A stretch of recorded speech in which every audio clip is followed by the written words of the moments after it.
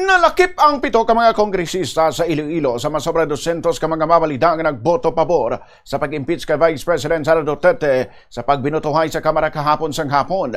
Ini nga mo sanday, Iloilo 1st District Representative Janet Garin, Iloilo 2nd District Representative Catherine Joyce Goreseta, Iloilo 3rd District Representative Lawrence Defensor, Iloilo 4th District Representative Ferdinand Biron, Iloilo 5th District Representative Binky Tupas, Iloilo City Lone District Representative Julian Baronda o swag Ilonggo Party List Representative James Jojo ang ginalauman na ini nga mga boto ilabi na nga 4 sa ila ang nagboto pabor sa House Justice Committee report kag nangin kabahin sa unanimous 55-0 vote nga among naging palagyan agod nga makaabante sa plenaryo sang Kamara ang impeachment report. Sa plenaryo kahapon isa si Senior Deputy House Majority Leader Lawrence Defensor sa nagtindog kag mabaskog nga nagpanginwala sa alegasyon nga ginpanghatagan sila sang 20 million pesos nga allocation kabaylo sa ila pagboto sang yes sa impeachment.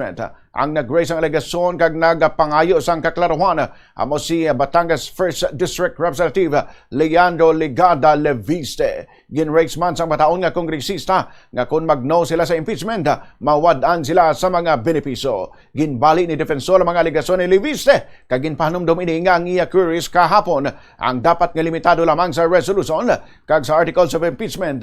Ilabi na bangod ang ginapanghambal ni Leviste ang nakalabot na sa flood control scandal investigation. Senator Amy Marcos said those who vote for the impeachment will get 20 million pesos. And I just want to make it clear if this is true or not, because if it is true, then it should be made public.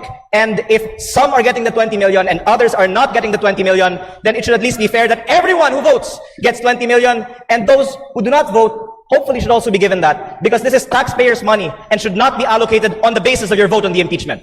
Mr. Speaker, on behalf of all the members of the House of Representatives, I categorically deny any statement made by This the is what Senator. Senator Amy Marcos said. Yes, Mr. Speaker.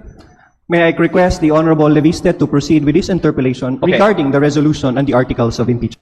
I have one last topic on this, which is, for the sake of the other members of Congress, is it true or not true that those who vote against the impeachment will lose benefits for their vote? So that before we cast our votes, we will know whether doing so will result in us losing our benefits or not. Mr. Speaker, may I be recognized once more? Majority Leader. Mr. Speaker, on behalf of the House, we categorically deny any such allegations, and we would like to thank the Honorable Ligarda for his pursuit of accountability and Thank you, Mr. Chair. transparency. Ang pagbayluhan ay isang pahayag ng Representative Leandro Leviste kag Representative Lawrence Defensor.